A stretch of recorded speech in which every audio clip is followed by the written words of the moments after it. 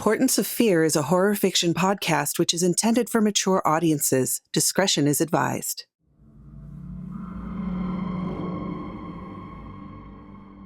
Welcome, Fearlings, to another weird and horrifying tale made just for you. I am your host, Michulhu, and I'll be your guide into the macabre and mysterious. Tonight, we see how strong a family bond is in The Offer.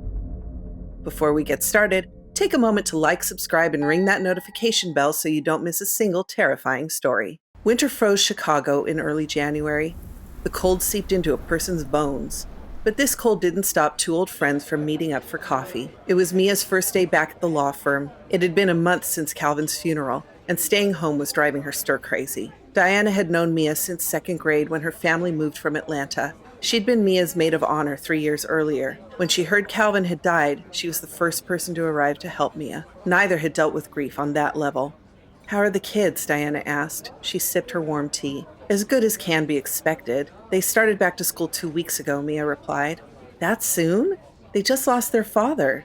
That was my reaction, but the psychologist said it would do them good. They wanted to go back anyway, Mia explained. "Have you decided what you're going to do? About the kids?" Diana inquired. "You mean, what am I going to do about my kids?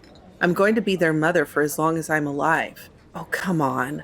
I'm not trying to make you angry, but you were only married to Calvin for 3 years. He was 25 years older than you. You have your whole life ahead of you," Diana argued. "I know you weren't a fan of us marrying, and I know your opinion of kids, but the age thing didn't matter. We loved each other, and I didn't just marry Calvin. I became a part of the family. Plus, they lost their mom, too. I can't just leave them," Mia snapped. "But what about their grandmother? You said she wants custody. Didn't she call you a tramp or something?"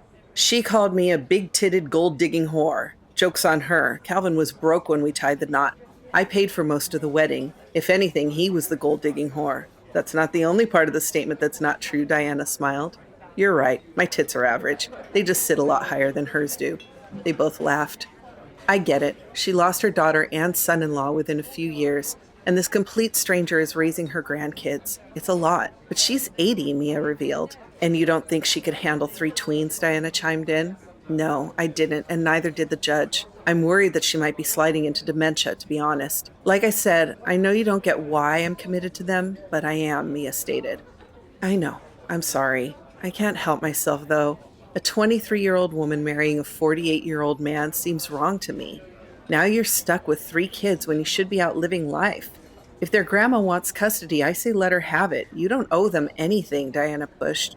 "Wow, Diana. Their grandmother is 80 and wouldn't be able to keep up with them. I married Calvin because I loved him. I knew what I was getting into.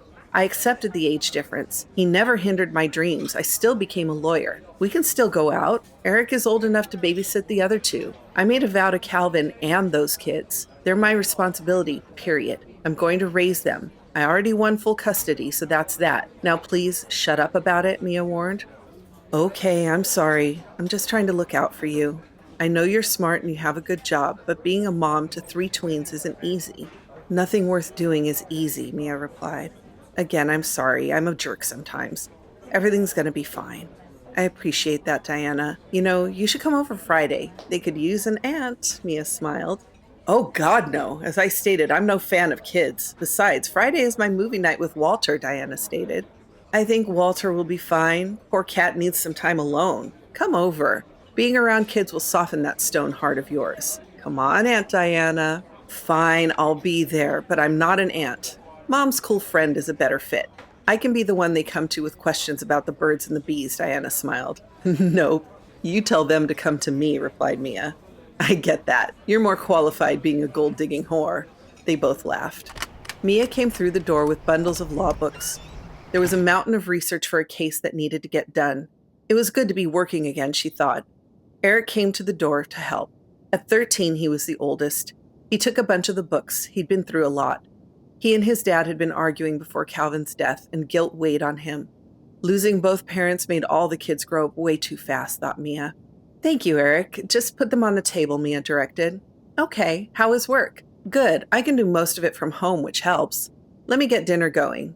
"Did you do your homework?" she asked. "Yep, all done." "Perfect." Mia had fish sticks, peas, and rice cooking. It wasn't the meal she wanted to serve to the kids, but it was the meal she knew how to make. She wasn't the cook. Calvin was. She set the timer and then noticed the kids were being quiet. She decided to check on them. Charlotte and Luna's room sat across from Eric's at the top of the stairs. Mia found the girls' room empty. Eric's door was slightly cracked. She could hear the whispering, but she couldn't make out what they were saying. She peered in before knocking. The kids were sitting in the middle of the floor, legs crossed, facing each other, holding hands, their eyes closed. A candle sat in the center of the floor. She knocked. "Hey, is it okay if I come in?" A moment went by. "Yes, Mia," Eric responded. She pushed the door open to see that they were all now standing facing her. The candle had been blown out and put on the dresser. "What's up, guys?" "Nothing, Mom," Luna answered quickly. Luna was the youngest at 10. She was an imaginative kid, always seemed to have her head in the clouds. She warmed to Mia the fastest. "We were just talking to Dad, asking him if we should stay with you. Grandma says we should live with her, that you're not really family," Charlotte added. Charlotte, the middle child, was 12. She had been the most hostile towards Mia, constantly fighting with her at every turn. After Calvin died, she seemed to soften a little. "Okay, well, what do you mean talking to Dad?" "Oh, you know, sometimes it feels like he's with us, and so we talk to him. Does that make sense?" Eric offered. "Yes, it makes perfect sense. Your father will always be a part of you. As for Grandma, what do you think? Do you want to live here or with her?" "We've decided to stay with you, though we'd like more food besides pizza and fish sticks," he said. "Fair. I'm working on it, I promise. I'm glad you all want to stay here. I know this has been hard, but I want nothing but the best for you. I know we can work together as a family," Mia reassured them. "We'd like that too," Charlotte agreed. "I smell burning," Luna added. "Oh no, dinner." The fish sticks hadn't survived Mia's cooking skills, so pizza was ordered. The kids seemed quieter than normal, exchanging glances as Mia tried to start conversations. They all finished at the same time. It was Eric's turn to do the dishes, but the second he was done, they all disappeared. Later that night, Mia sat at the kitchen table with a million words of case law in front of her. The work was a much-needed distraction. Engrossed in her research, time slipped by. Late night settled in around Mia and her mountain of files. Her eyes became heavy, and she fell asleep. The sound of thunder boomed, startling Mia awake. It was 3 a.m. The wind howled, it was pitch black, the fire had burned out. One of the kids must have turned the light out, she thought. Using her phone light to see, Mia flicked the switch on the wall, but there was no power. The wind faded. Time to check the fuse box, she thought. The basement was still packed with Calvin's belongings. Boxes of clothes, books, and knickknacks were piled high. She didn't want to throw anything away. It was too soon. She carefully made her way through the maze of memories to the fuse box. Flipping the switch, she could see that the kitchen light had come on. At the top of the stairs, she saw shadows. "Charlotte, is that you?" No reply. Must be seeing things, she thought. Back upstairs, she found small bloody footprints leading to and away from the basement door. The kids! She raced upstairs, but found them all sound asleep in their beds, covered head to toe. "I don't understand." The footsteps end at their doors, she thought. She looked down. The blood was gone. "Great, I'm losing my mind," she mumbled. The kitchen light clicked off again. What is with this fuse, she wondered. She never noticed the shadowy figure standing in the corner, watching her. Each stair creaked an old wooden groan. Her cell died, the light went off. Damn it, should have charged it, she thought. Once back in the kitchen, the light turned on by itself. Mia screamed. On the floor was a pentagram drawn in blood and black candles. She ran back up the stairs. "Eric, give me your phone. I need to call 911. "Why? What's going on?" Eric asked. "Just give me your phone, Eric," she demanded. He handed it to her. "Yes, I need the police here now." The cafe was busy with morning orders. Diana could see Mia was exhausted. "What happened after you called 911? Diana asked. "The police arrived. They called me down to the kitchen. There wasn't any blood or candles. I scared the hell out of the kids for nothing. They think I dreamed it due to stress, but I know what I saw."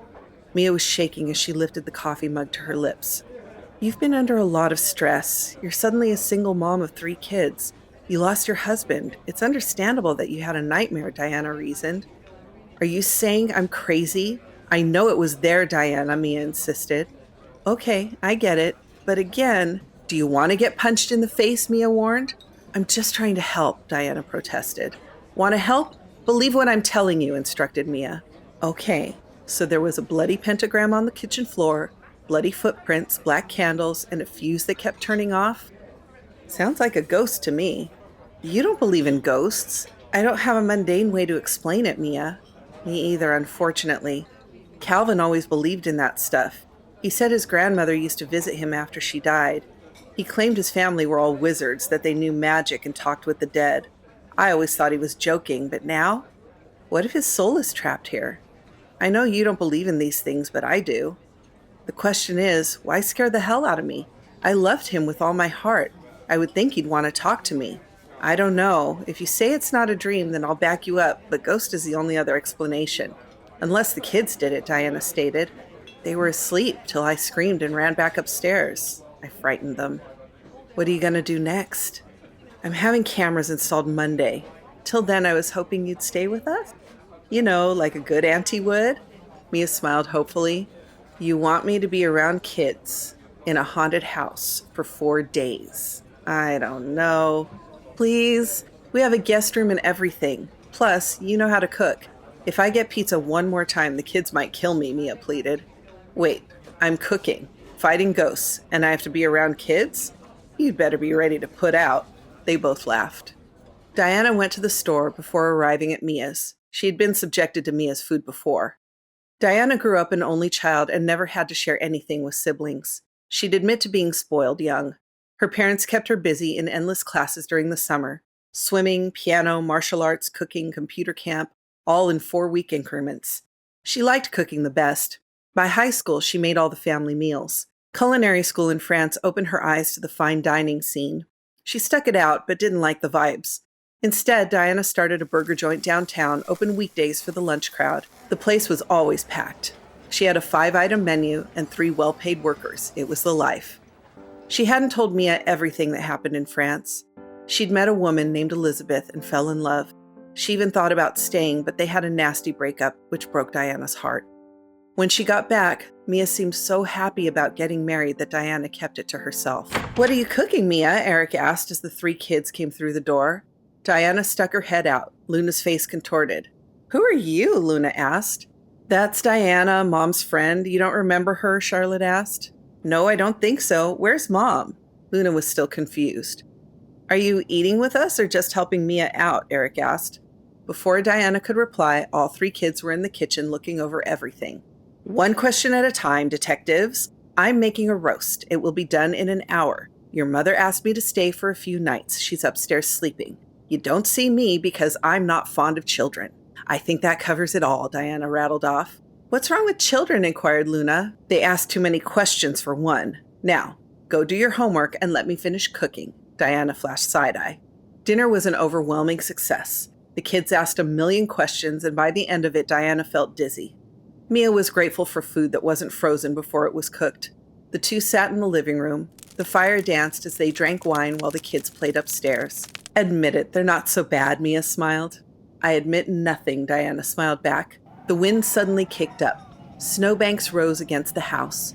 The lights flickered for a moment. It was getting nasty outside. Glad he stocked us up with food. This blizzard is insane. It said it was supposed to be a sunny weekend, Mia lamented.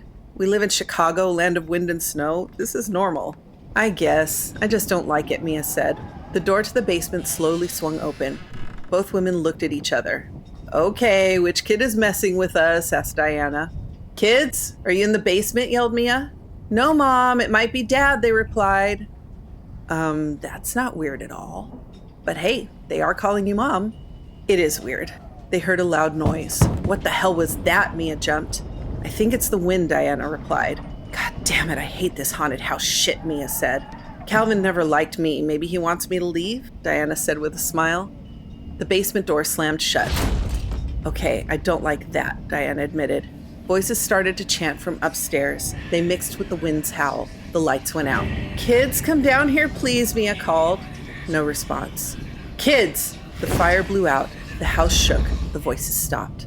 Calvin, if this is you, I'm sorry for all the bad things I ever said about you, Diana said. She'd never believed in ghosts, but that was beginning to change.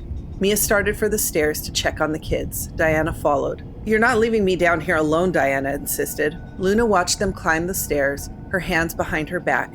She had an unsettling grin on her face. Luna, are you okay?